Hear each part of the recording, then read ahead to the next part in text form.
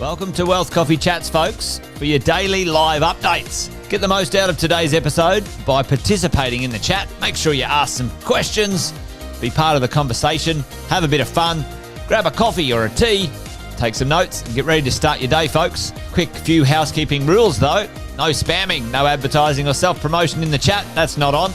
Be kind and respectful to everyone when participating. And most of all, have a good time. Real estate investing can be your biggest asset. It also can be your most expensive asset when it comes to getting it right or getting it wrong, folks. It can be time-consuming, stressful, and that's why here at Positive, we have what's called a 6-star team, a full-service team that provides integrated wealth and property investing solutions and services simply designed to help you progress towards your goal of passive income through your property portfolio, folks. Make sure you check out our other podcasts on the Positive Mentor Network. Not only is there Wealth Coffee Chats, there's the Urban Property Investor. Drops every Wednesday with straight talking investing strategies and lessons with Sam Saggers. Property Investor Tales. This is where our clients, you guys, share real life stories from property investing, hosted by some of our advisors and strategists. And that's done every fortnight, dropping every Monday. Wealth, Wine and Wisdom, folks, that debriefs the week that was in the world of finance and property, hosted by yours truly, Jason Witten and Andy Fenton on Fridays. Hey, good morning, folks.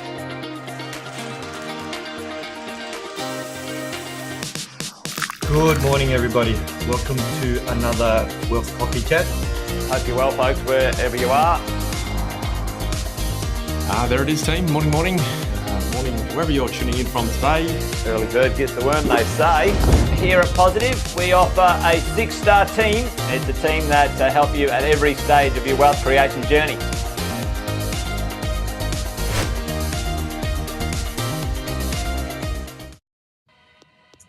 Good morning, everyone. Happy Wednesday, 15th of October. I've got my coffee. Hope you've got yours.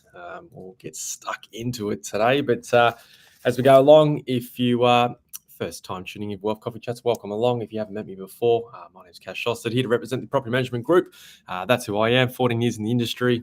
Been with the collective 6-star team for a little while now, and it's getting exciting each week, bringing you some insights, some stories, and hopefully, along with you guys, sharing some solutions as well. So I hope all is well with your portfolio and property management journey in that space. So today, team, bit of the arrears alarm, our early warning system for late payments. So love to get a bit of a shout out in the chat for anyone that's tuning in live this morning. Love to hear your arrears challenges if you've got one.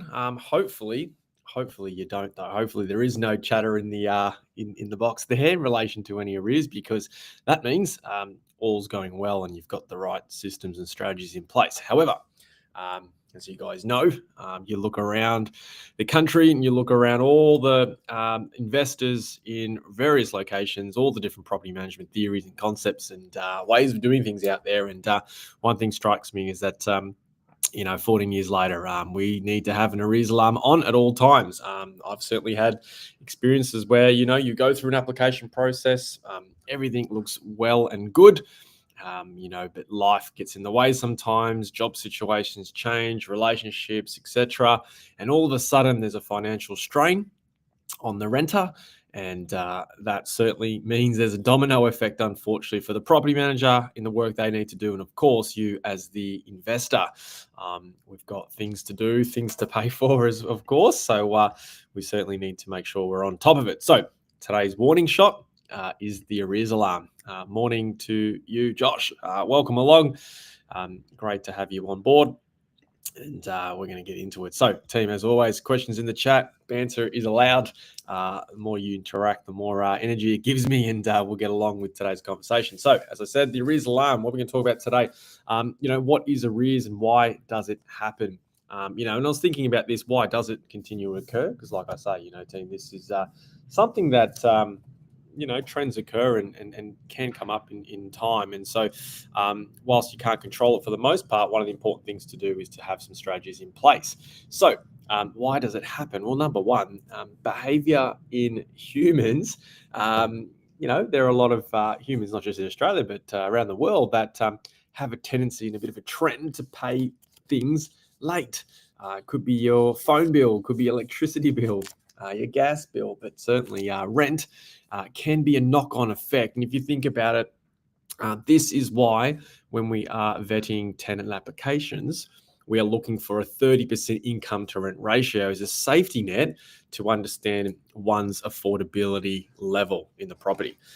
Because you can imagine if 50% of your income or more is going towards rent and housing and shelter for that matter, there can be some other pressures in your world when it comes to costs of living. And so, we just need to be very diligent on what that affordability rate might mean for the renter and then that knock-on effect for you as the investor.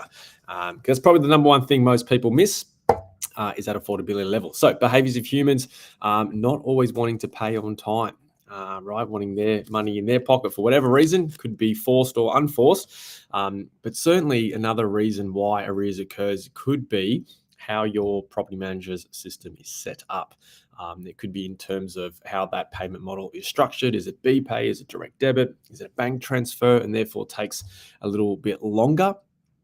There are certainly some really good systems out there that are instantaneous now with the transfer of funds, but certainly you need to be aware of what that looks like with your property manager. But I would say one of the big contributing items to, other than one's affordability, of course, is that when we approve applicants and tenants come to collect keys and they move into the property, the rent expectations and responsibility is not clearly explained to the new tenant.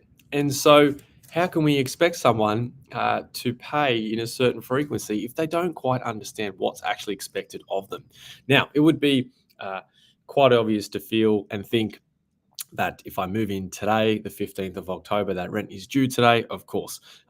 Generally speaking, you approve a tenant, they pay a 1, 2, maybe a month's rent deposit, depending on your location of your investment property, and that gets them paid up for that cycle.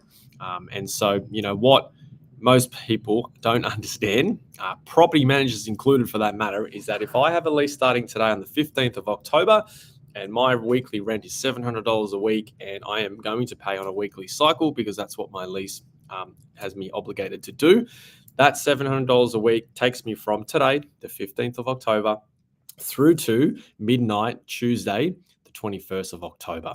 And therefore, every Wednesday moving forward, my rent is due, which should mean, Mr. Tenant, on a Tuesday before 3, 4 o'clock, provided you set up some recurring payments and have a set and forget system in place, the rent is going to be paid every Tuesday at 2 p.m. We're going to receive the money when it's due on the Wednesday. And guess what, Mr. Tenant? Your ledger is going to look immaculate in 12 months, 24 months time, whenever that may be, when you look to vacate and we are seeking, or you are seeking a rental reference from us. And that's going to work for a few reasons. One, the tenant gets an amazing reference, and we say ledger never lies. And so the next property manager or the next private landlord who manages themselves are going to look at that in a favorable way. The domino effect is that you, as the landlord, get paid frequently and consistently, which is awesome. And so there's less work for everyone involved. It's a happier tenancy and a more smooth outcome. So, like I say, most property management groups out there, team, do not understand or do not explain that rent expectation and obligation clearly and concisely on what is expected of the renter. And so if you're not sure what that onboarding process might look like with your property management team, wherever your property is located, then pick up the phone, have a conversation with them and find out, because that's one area of the journey where you can just nip it in the bud, so to speak, and get that problem solved in that space. So number one, you got to have a process outlined with the tenant. There's got to be some expectations, and they need to understand what happens when rent is paid late. It's really important, right? Really important. So a lot of groups will talk about, well, hey, listen, what is the arrears process, right? If you guys are interviewing agents out there, considering changing your agents, put this on your agenda.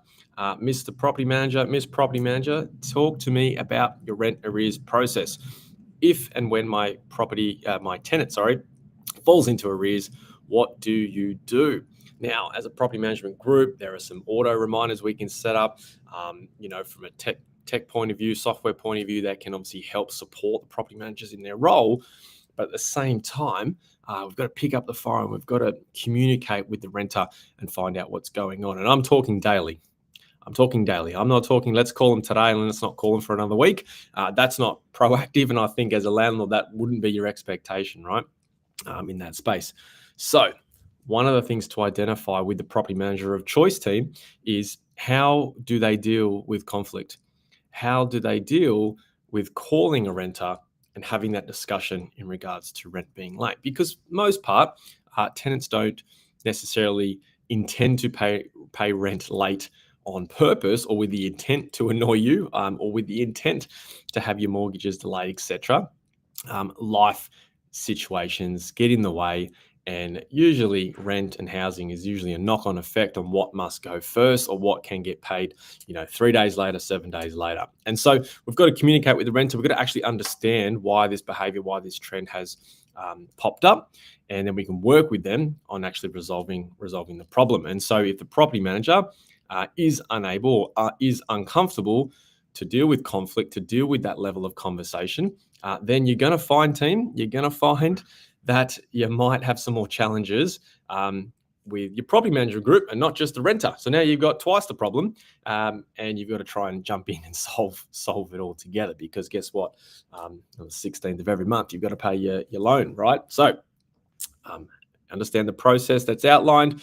Make sure you understand what the property manager's process when it comes to communication and how or what their appetite is for this type of conversation with the particular renter, because in some cases there can be some conflict, and they've got to understand how to deal with that, which is really important when it comes to training internally.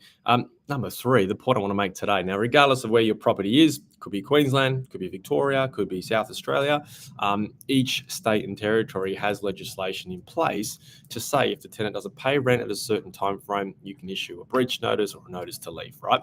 I'm going to use Queensland as an example today. But when your tenant is 7 days in arrears, on the 8th day, you can serve a breach notice. If that tenant does not rectify that breach notice, then on the 15th day, you can serve a notice to leave, and they have 7 days to vacate. Otherwise, you're applying to tribunal, etc., etc. Very similar in other states and territories. Check with your property managers. Now, the point I want to make about that is the legislation is there to provide a framework and to protect our landlords, you guys, right? Where I think a lot of landlords and property managers fall down on is this. They give in, team. They give in. They communicate with the tenant. They say, listen, if you don't pay your rent on day 8, you're getting a breach notice. Day 15, you're getting a notice to leave. And then guess what? Day 15 comes along, and then they don't send the notice, team. They don't send the notice because the renter says, oh, please, please, please, one more day. Now, depending on circumstances, is going to determine how you deal with that and how you want to go about it. But in my experience, 14 years later, if I say I'm going to do something, I'm going to do it. I'm going to do it. Things can always be rescinded. If you send a breach notice on day 8 and they pay on day 10, that breach notice is deemed to be met and it's withdrawn, and life goes on, and we keep going forward. And hopefully they don't fall in arrears again. But if you say you're going to do something, team, no matter the relationship or how you feel, my recommendation after 14 years in the industry is make sure your property manager or yourself, if you're self-managing, you follow through on breach notices, because that is your leverage to get what you need, which obviously is for them to pay rent. So follow through. I see time and time again property managers and self-managing owners that let it go, and I can tell you it does not fix the problem. It may make you happy for a week, but it will come back in that space. And number 4, you actually circle right back around to the application process. Again, most people don't understand how to read ledgers. We always have a bit of a motto, like, the ledger never lies. And so if we've got an application and they've got 2 years of rental history and you're having a look at that ledger, you're going to find a bit of a pattern. You're going to identify what behaviours around payments look like for this particular tenancy. And if you can consistently see rent being paid 1-2 weeks late over a 12-24 month period, then I'm going to say more often than not, that trend is going to continue. There's an attitude and a bit of a, psychological thing around it where we tend to find this pattern continues unless you can sort of set the expectations nice and early. So always look for the ledger to show you a bit of a pattern and behavior around this. And that'll give you some clear guidelines on how this next tenancy might go if you approve that applicant. So in summary, we want to know how our property managers set expectations with new tenancies around rent, their obligations and the consequences if things don't go to plan. Understand, ask your property managers, what is that arrears process? What does that look like? Talk me through the steps. What do you do on day 3, day 5, day 7, etc. How you deal with conflict in those conversations in that space. Understand the legislation in your state or territory, of course. Your property managers will know that. Contact them if there's any clarity required in that space.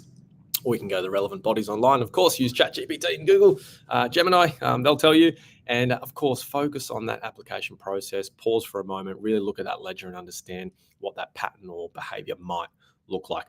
Really key things there, team, to make sure you put yourself in the best position you can when it comes to a smooth tenancy. So that's the arrears alarm for today. That's the early warning system I'm putting out there to the universe for everyone. And hopefully there's 1, 2, or 3 things you can take away in your conversations next time around when it comes to applications or, during that tenancy for you. So as always, signing off, Wealth Coffee Chats. I'm on time again, which is awesome. So as I say, always looking for topics and stories, team. Email below. Love to hear from you guys as always. And don't forget tomorrow, 8:10 Queensland time, 9:10, I think, down in the southern states. The financial planning team, I believe, will be back tomorrow. So tune in. Till then, bye for now.